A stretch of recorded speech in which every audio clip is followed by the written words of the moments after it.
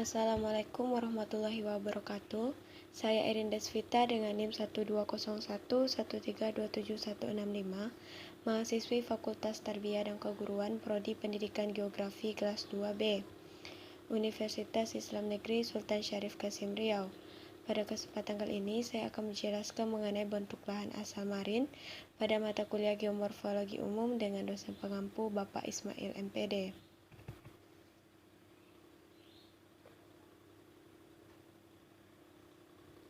Definisi bentuk lahan marin.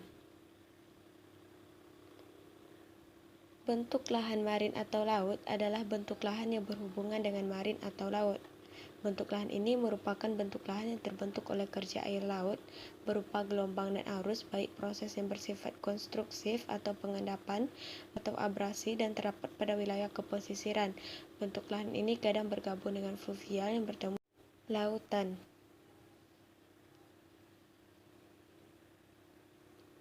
Bentuk lahan asal proses marin dihasilkan oleh aktivitas gerakan air laut baik pada tebing curam, pantai berpasir, pantai berkarang, maupun pantai berlumpur.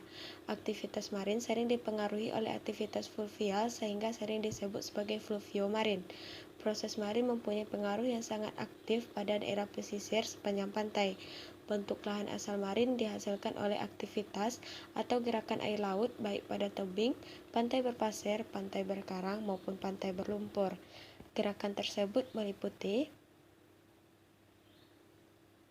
yang pertama pasang surut, yaitu naik turunnya permukaan laut setiap 6 jam 12,5 menit, sehingga interval naik turun memerlukan waktu 12 jam 25 menit.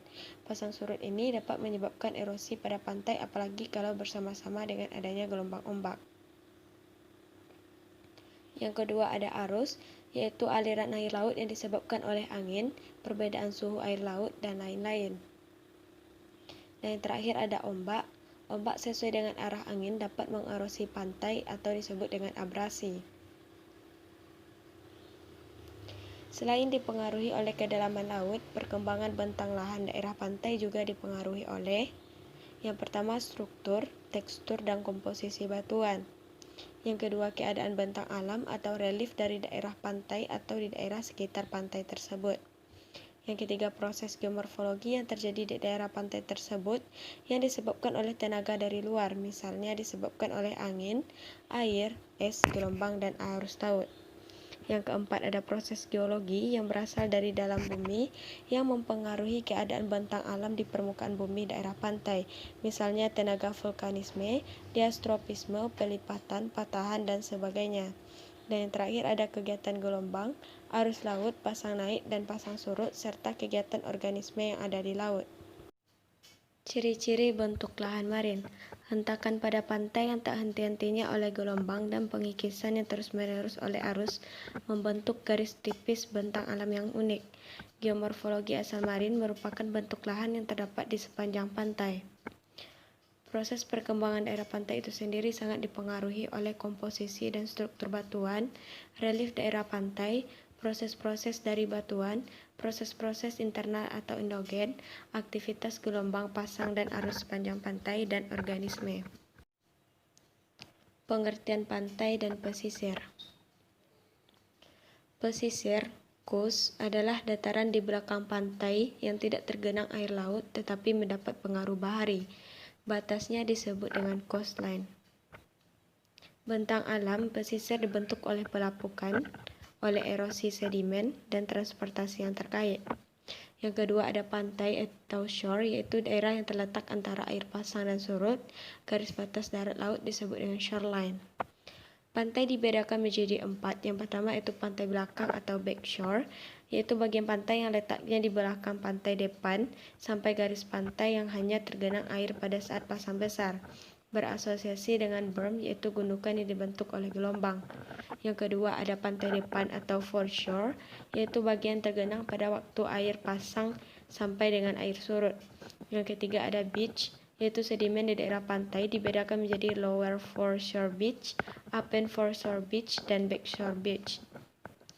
Yang keempat ada lepas pantai atau offshore, yaitu daerah yang meluas dari garis pasang surut terendah ke daerah arah laut. Dibedakan menjadi inshore, yaitu meluas dari garis pasang surut sampai gosong pasir atau bar, atau daerah hempasan atau breakers. Yang kedua ada offshore. Klasifikasi pantai.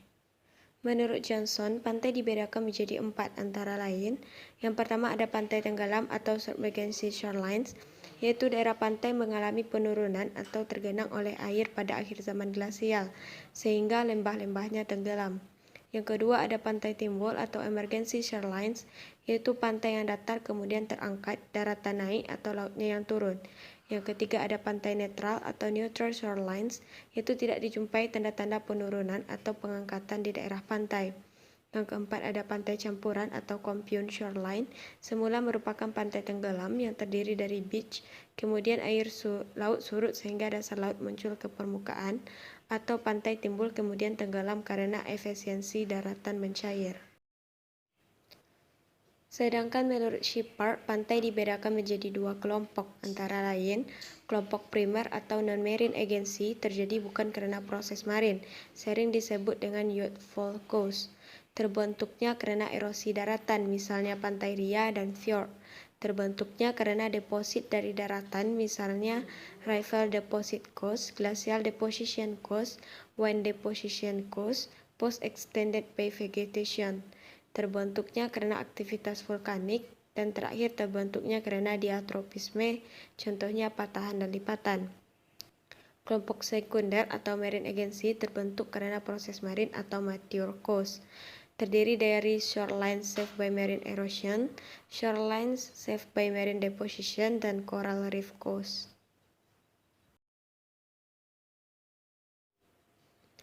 Perkembangan daerah pantai.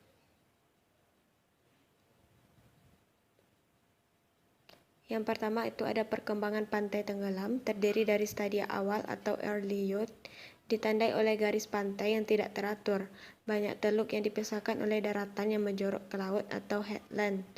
Kemudian ada stadia muda atau youth, dengan tanda-tandanya. Yang pertama, ujung headland mulai terkikis membentuk cliff rendah atau nip, di bawah hill mulai terbentuk gua. Yang kedua, erosi meningkat, arus sepanjang pantai atau inshore current. Yang selanjutnya ada terbentuk offshore, dan terakhir terbentuknya laguna. Perkembangan pantai timbul. Pada stadia awal ditandai oleh garis-garis pantai tidak teratur, landai dengan laut dangkal, cliff rendah atau nip.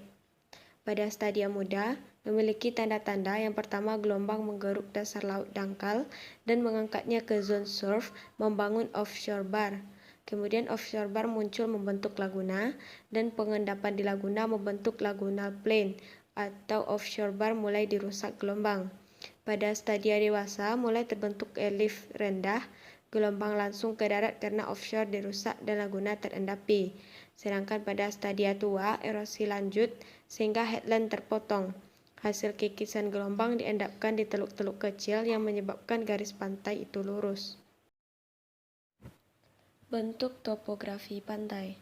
Bentuk topografi pantai dipengaruhi oleh aktivitas gelombang, arus, sungai, angin, dan organisme. Bentuk-bentuk hasil erosi disebabkan oleh aktivitas gelombang, baik oleh kekuatan gelombang itu sendiri atau hydraulic action maupun membawa pasir atau abrasi. Yang pertama ada gua laut atau sea ice, terbentuk karena cliff mengalami erosi bawah atau undercutting oleh pukulan gelombang arus. Yang kedua ada celah atau cleft, yaitu erosi oleh gelombang atau eros yang menimpa retakan atau patahan, menyebabkan terbentuknya celah di pantai. Yang ketiga ada teras-teras atau waskat terraces, terjadi karena dasar laut dangkal tererosi, permukaan menjadi rata kemudian terangkat. Bentuk-bentuk sisa erosi. Yang pertama ada cliff, adalah dinding terjal di pantai, sisa daratan yang terkikis gelombang. Yang kedua ada stuck, itu tiang-tiang baru yang terpisah dari daratan. Dan yang ketiga ada arc, adalah berlubang tembus sebagai akibat kikisan gelombang. Proses terbentuknya lahan marin. Bentang alam pesisir mencerminkan proses erosi dan pengendapan serta ukuran butiran dan volume sedimen tersedia untuk transportasi di lingkungan yang berbeda. Batuan tinggi, garis pantai erosi berbatu biasanya berkembang secara tektonik margin benua aktif, di mana erosi batuan dasar oleh aksi gelombang menciptakan sebagian besar bentang alam pesisir dan pantai kecil dan terisolasi. Relief rendah dan tenggelam garis pantai pengendapan sebaliknya biasanya berkembang margin pasif berdekatan dengan dataran pesisir luas yang tersusun dari sedimen karstik tidak terkonsolidasi yang berasal dari interior benua. Sedimentasi laut.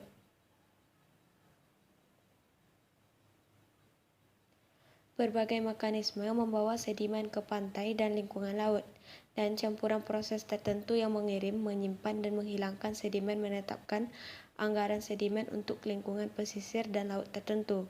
Di lokasi manapun sedimen berasal dari sungai, erosi pantai, pergerakan sedimen di sepanjang pantai, produktivitas in situ, karbonat biogenik, input aeolian, dan pada garis lintang tinggi glasiasi. Selanjutnya adalah ombak.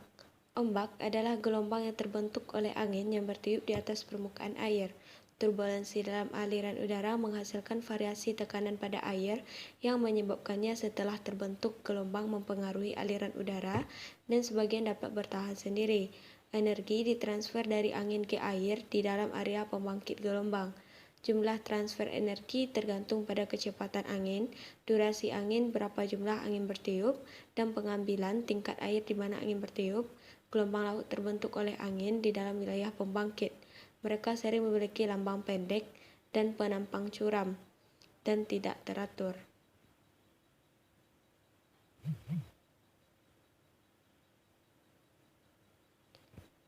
Pasang surut. Tides atau pasang surut adalah pergerakan badan air yang dibentuk oleh interaksi gravitasi antara benda langit, terutama bumi, bulan, dan matahari. Mereka menyebabkan perubahan level air di sepanjang pantai. Di sebagian besar tempat ada pasang semi-diurnal 2 pasang dan 2 terendah dalam sehari. Pasang pegas yang lebih tinggi dari pasang tinggi normal terjadi setiap 14-75 hari ketika bulan dan matahari berada di jalur. Pasang surut yang lebih rendah dari pasang surut rendah normal bergantian dengan pasang surut musim semi dan terjadi ketika matahari dan bulan diposisikan pada sudut 90 derajat terhadap bumi.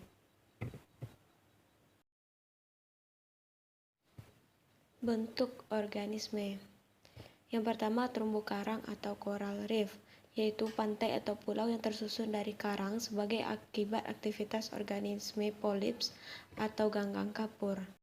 Syarat yang baik untuk kehidupan karang, yang pertama, kedalaman laut kurang dari 40 meter, optimum 25-29 derajat Celcius. Yang kedua, temperatur air laut lebih dari 18 derajat Celcius, optimum 25-29 derajat Celcius.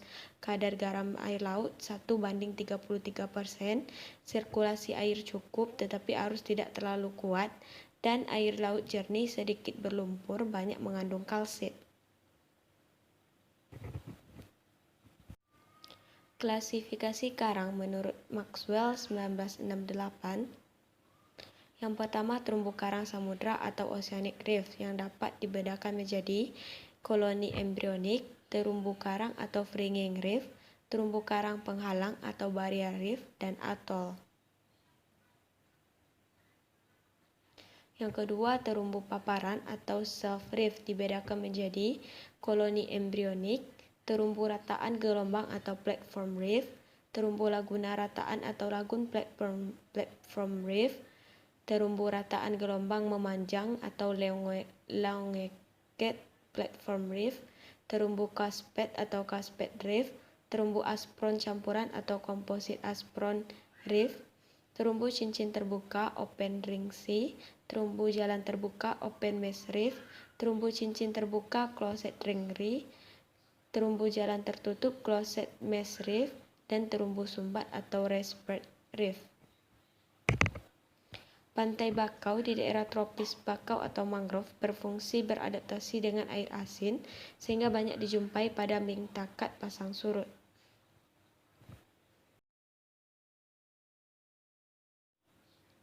Contoh-contoh bentuk lahan marin. Yang pertama ada pantai dan bar. Pantai adalah endapan pasir, kerikil, atau batu yang terbentuk di sepanjang garis pantai yang secara langsung dipengaruhi oleh aksi gelombang.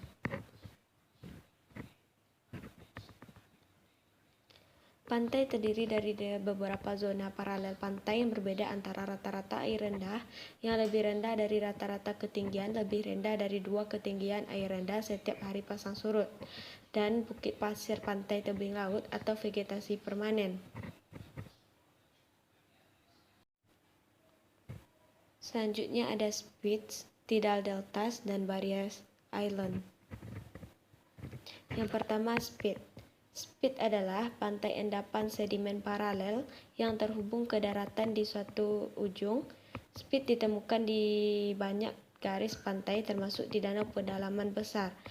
Transportasi pantai dibangun dengan spits memberikan sedimen ke ujung atau ujung dari spits di mana pasir diendapkan, memungkinkan spit untuk membangun lebih dalam air. Selanjutnya ada tidal deltas. Adalah pasang banjir terbentuk di mana pasir terbawa oleh longshore mencapai arus pasang surut dan arus pasang surut mendorongnya ke darat melalui inlet. Banjir pasang membawa pasir ke laguna di mana ia dengan cepat mengendap di perairan terlindung di mana ombaknya lemah. Pasir diangkat keluar dari laguna dengan surut atau turun, kadang-kadang membentuk pasang surut di laut sisi pulau penghalang. Selanjutnya ada Barrier Island. Pulau-pulau penghalang mirip dengan spit tetapi tidak terhubung dari daratan dengan pasang surut di kedua ujungnya. Mereka biasanya adalah pulau paralel pantai yang terletak jarak pendek dari daratan melintasi laguna atau teluk. Laguna dan dataran pasang surut.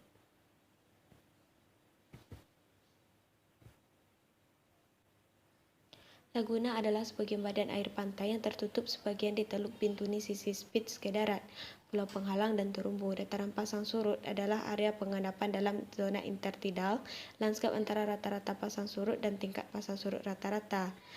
Delta adalah suatu pengendapan yang terbentuk karena akibat adanya aktivitas sungai dan muara sungai, di mana aktivitas ini berakibat pada munculnya endapan sedimentasi menghasilkan progradasi yang tidak teratur, dan hal ini terjadi pada garis pantai. Keterkaitan bentuk lahan marin terhadap manusia. Manfaat bentuk lahan marin. Yang pertama, di daerah laut yang dangkal seringkali dimanfaatkan sebagai tambak ikan. Yang kedua, di wilayah gisik dan bentang gisik sering dimanfaatkan sebagai tempat wisata dan tempat bersantai. Yang ketiga, bentuk lahan tombolo yang sudah terhubung dengan pulau utama seringkali dimanfaatkan sebagai wilayah permukiman dan lain-lain. Yang keempat, di wilayah yang surut dapat dimanfaatkan sebagai tempat mencari ikan dengan memasang jaring saat air pasang. Dan yang terakhir, pesisir Kars memiliki potensi utama berupa pariwisata yang menarik. Demikianlah sedikit penjelasan saya mengenai bentuk lahan asal marin. Jika ada kesalahan saya dalam pengucapan kata, saya mohon dimaafkan. Wassalamualaikum warahmatullahi wabarakatuh.